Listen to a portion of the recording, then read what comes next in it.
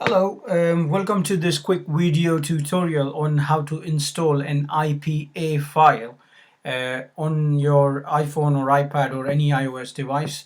It's very easy and simple, straightforward. What you would need is, of course, the IPA file, and you would need iTunes, whether it is on your Mac or on your PC. So for demonstration purposes, I'm using the Mac. So if you have a Mac, you could do exactly what I'm doing. Or if you have a PC, then you need to run the iTunes on your PC. So what we would do first is make sure that we've got the IPA file. In our case, we would use the emotionnoti.ipa, which is an app that we've built for one of our clients. I would use that as a demonstration file. So we would open the iTunes on the Mac. Make sure that your device is connected with your Mac using the cable. So as you would notice, when you open iTunes, it would show your device on the top right side. So it would say iPhone or whatever your device is called.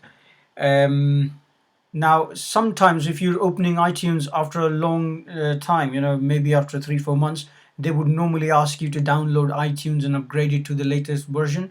It's not really necessary, but yeah, if you want to do that, you could do that too. So once we're ready, we click on the iPhone option here on the top right, and then it basically shows us the details of the device connected. So in this case, it would show the details of my phone.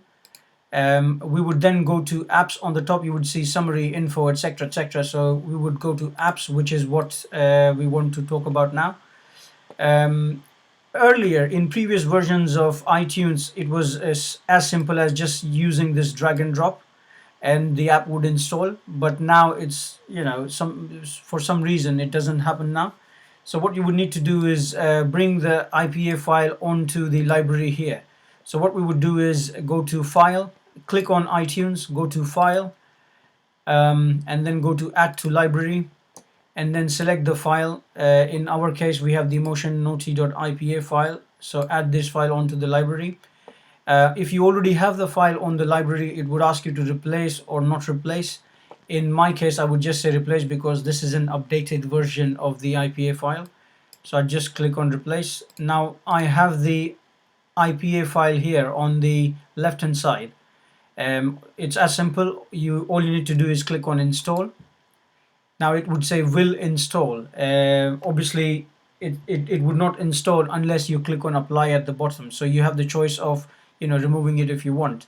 But in our case, we would click on apply, and then iTunes would start syncing the iPhone with iTunes. In some cases, like I said, in some cases, if you use your iTunes after a while, maybe after 3-4 months, it might come up with a prompt saying your computer is not authorized, so please authorize it now. All you need to do is enter your Apple ID and password and click on authorize, and it will authorize the computer or the Mac. And once that is done, it would install the app on your device. As you can see, I have this white blank icon, which means that the app would be installed on my iPhone on page 2. So I would have to scroll to see the app on my device. As you can see on the top, it says finishing sync, and now the app is installed. So what we would do is go to the device to check. It's still installing. Since it's a big app, it's basically taking some time. Otherwise, it should be straightforward, quick. So yeah, my app is now installed, and you would see there's a small icon here called N, which is for Noti, the Emotion Noti app. You also have the option of removing it, but yeah, I won't do that now because I need to test the app for development reasons. Well, thanks for watching this video, and if you are a client of V1 Technologies, thanks for using V1 Technologies as your technology service provider. Thank you and have a nice day.